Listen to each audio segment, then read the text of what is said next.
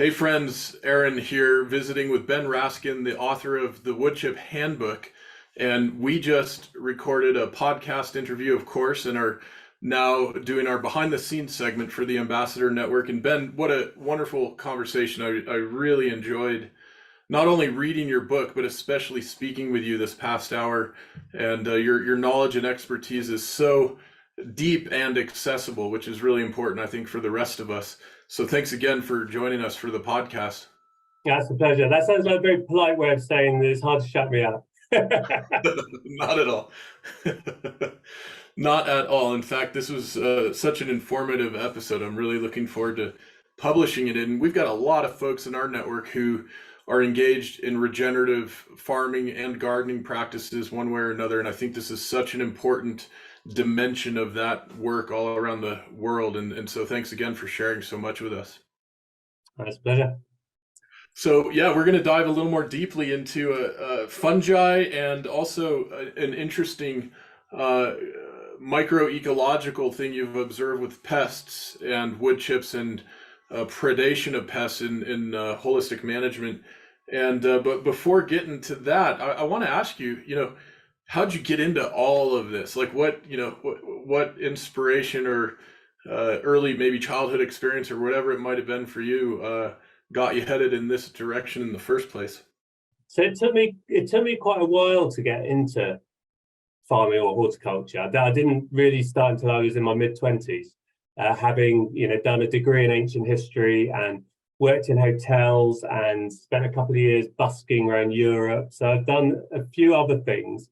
And the sort of the immediate bit was I worked on an organic vineyard in Italy, in northwest and northeast Italy, with a really interesting couple, an American lady and her French Italian husband, and they were like kind of like my second parents when we lived at this in my early 20s. And I thought, oh, I love this. I'm going to do this. And then sort of thinking about it and tracing it back over the years, I started to think about why I might have liked it. And my parents were lawyers. My mum was a judge. My dad's a lawyer. And my dad always grew his own vegetables. It was just one of his big passions. And when I was speaking to him, really quite sort of recently, like 5-10 years ago, he said, oh, well, of course, he said, you were the only one of the children that actually liked coming out and helping me. So we were always sort of forced to come out and pick the beans or, do this. He said, the other two he always complained, but you always really enjoyed it. And I hadn't sort of remembered, I still sort of had these memories of me picking the beans and him telling them, him saying, we've missed half of them, go back and pick them again. But I think I must have, it must have sort of sowed the seed. It must have built the foundations for that. And then the other bit, so I had one of my grandmothers was not the happiest person. She had mental health problems, and we had a slightly tricky relationship. But the times I remember her being really happy were when she was in the garden. That was very much her happy place. She was a phenomenal gardener. Again, kind of one of these who knew all the Latin names of every plant, and she had these collections of hellebores and just and sort of you could almost feel the change in her as we went out into the garden. I had memories of sort of going around picking bunches of flowers to take home to my mum, and and her sort of loving that time, the fact that we were interested and there was a purpose. So again, I think there's kind of two bits of that in my past that means when I get out there, I mean, obviously, any of us that are in horticulture, where you want to be at anyway. But, I think there was sort of probably something a little bit deeper that kind of, oh, yeah, I'm happy out here. This is where it's fun and people are happy. So I love that. It hits home for me because I had an experience with my grandfather when I was youngster, maybe 7 years old, and I wrote about this at the beginning of my book, Why on Earth. And my grandpa was on a B-17 crew, actually stationed out of England in the Second World War, and was shot down and eventually imprisoned and nearly starved to death, and was on the Black March toward the end of the war. Had incredible trauma, traumatic experiences. And I remember as a 7-year-old, I was young, wanting to throw the football around or whatever, and That's American football, of course. Uh, and my grandpa was up gardening, and I'd often join him there. And I remember one day asking, Grandpa, why do you like gardening so much? And his hands were down in the soil, and he looked at me, and he looked me square in the eyes, and he said, "Because it makes me feel better." And that, of course, I've done a lot of research over the years in the neurobiochemical benefits of connecting physically with soil and so on. And it makes so much sense that it's amazing. It's really cool. He was self-aware to that Yeah. extent. Although with experiential knowledge, it's not often as extraordinary as it sounds, right? It's if you feel better, you feel better, and you pretty quickly realize why that is. So that's cool that we share something similar there with grandparents. Yeah. Yeah. That's nice. Nice story. I hope to get over there. I might be over in Europe, possibly in September and also probably in October, visiting the Mondragon cooperatives in Spain on the one hand, and for a Luciel Foundation gathering on the other. And I don't know if I'll pull it off, but it'd be so cool to come visit you in person and possibly get out there for the Yeah. If you agroforestry can, that'd be show. great. That lines up. That'd be really fun. And yeah, I guess wanted to circle back with the fungi and the pest management thing you've observed with the wood chips. Can you tell us a bit about these topics? Yeah. So, I mean, the fungi stuff I think is powerful. I think we're really only starting to understand quite how important fungi is to everything. And I mean, there's a couple of really good Chelsea Green books on mycorrhiza and fungi and stuff, which I definitely recommend people check out. I can't quite remember the names of them and the authors off the top of my head, but definitely check them out. But we sort of know that they're under there, but because they're out of sight most of the time, and we haven't. I think there's two things. We haven't realised quite what they can do for us, and we haven't realised quite how damaging modern farming practices have been to Yeah. destroying them. And fungi don't like being disturbed, so they don't like being ploughed. They don't like being dug up. Funnily enough, they don't like fungicides. Who would have known that? And they're not too keen on fertilizers and pesticides. They're quite sensitive, a lot of them. And so a lot of our soils have become very unfungus rich, and I'm sure you've had previous people on the podcast speaking about this bacterial fungal ratio in soil, and about how a lot of our soils have become more bacterially dominated. And one of the ways we can start to shift that back and to move more towards a fungal dominated soil is by incorporating wood chip, because mushrooms love wood chip, fungi loves wood chip. We're feeding them exactly what they want. And if you combine that with agroforestry and with more trees, where you have these areas that are undisturbed, that you're able to build, and you can build up this network of fungi around your garden or your farm, and that's building resilience. It's sequestering carbon. So most fungi can sequester huge amounts of carbon, often as much as the trees or the compost that you're putting on. And that's building. So in terms of drought, for instance, they'll be holding on to a lot of moisture. They can transport nutrients around. So if one area of your farm or your garden's getting a bit low, they can pull nutrients from a long way away. So your ability to survive these extreme stuff will help. Will improve the more fungi you have. And not enough research has been done. I mean, one of the things that struck me when I started looking into wood chip was, yes, quite a lot of research has been done, and I'd read articles, and I'd read, it's not like I'm the first person that's ever thought of writing something on wood chip, but I couldn't quite believe that no one had pulled it all together into a book. That did surprise me. But the other thing that struck me is actually how little we know, and how every time I go, oh, I wonder if that's the case, and you go, oh, well, no one studied that yet, or as far as I can tell, no one studied that. So we know that you will build fungal populations, but we don't know by how much, and we don't know whether it's better to, put on raymeal wood chip or put on composted wood chip, or do oak wood chip, or whether So, and presumably it'll depend, and it'll depend on some species will prefer one in certain soils in certain places. So I'm sure there's a lot of variation. but generally building fungal populations is going to be good.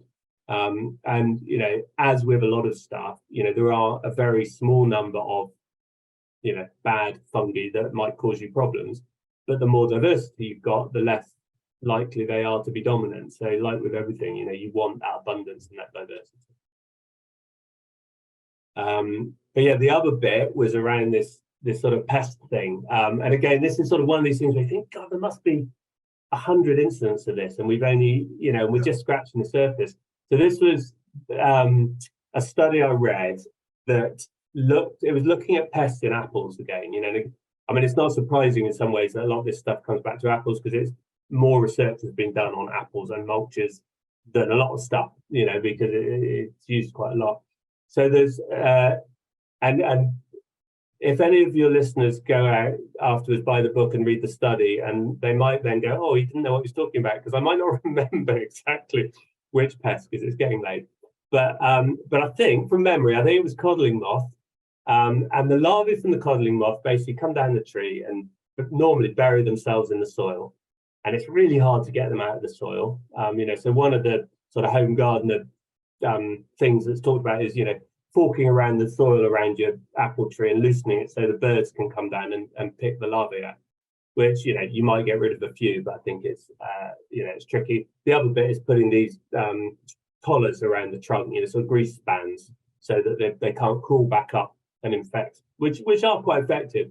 But again, a bit of a fact.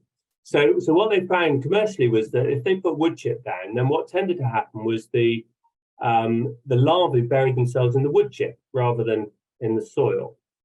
So you then got two options. One is you can just go and spread the wood chip about, and it exposes everything, and bears come in, or they die, or they're just more vulnerable.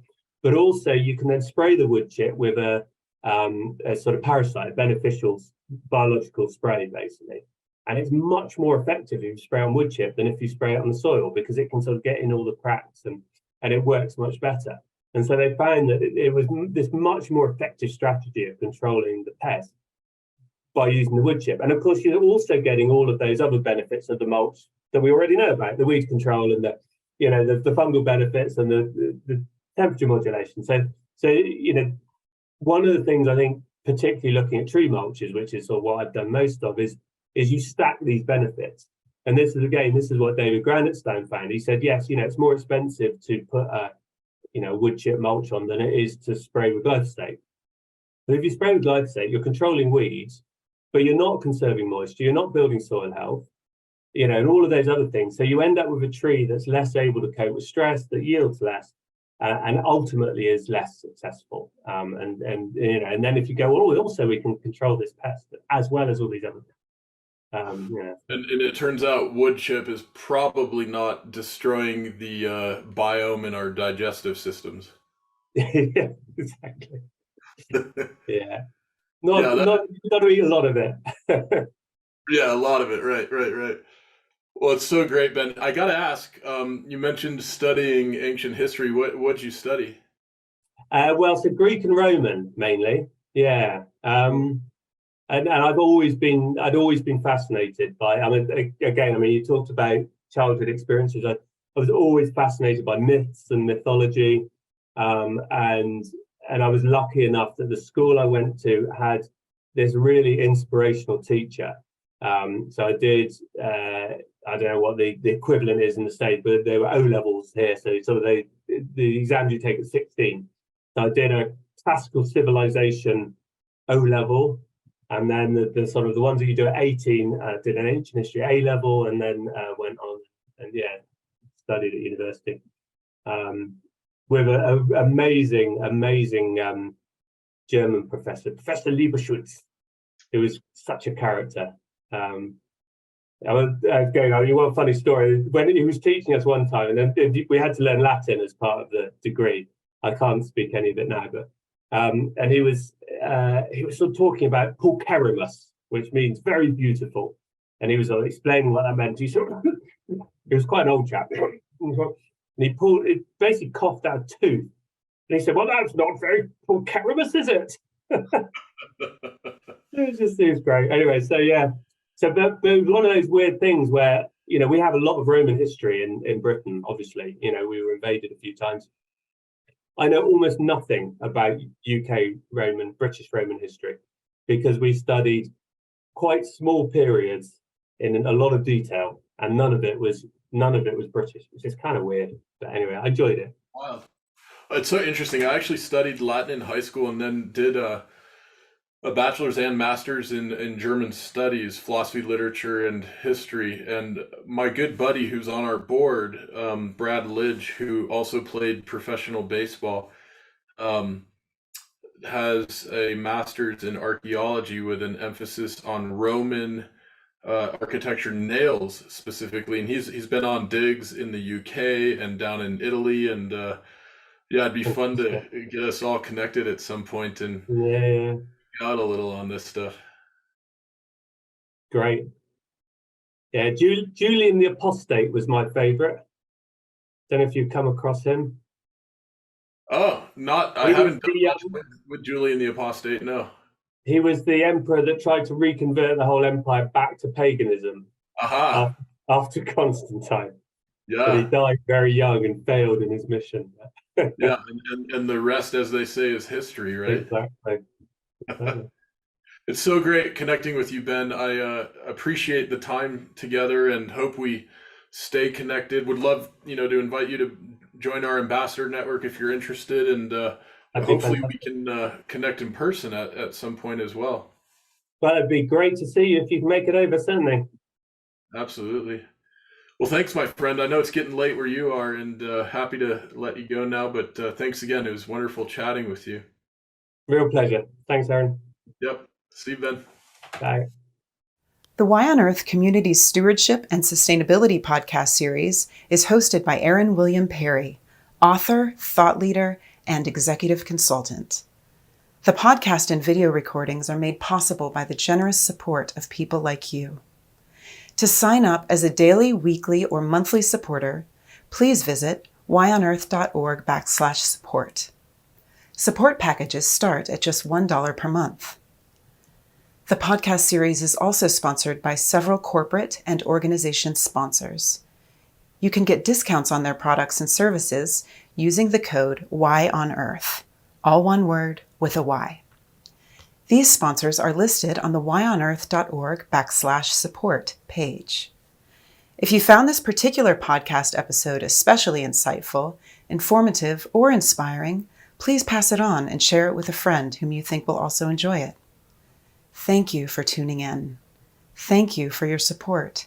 And thank you for being a part of the Y on Earth community.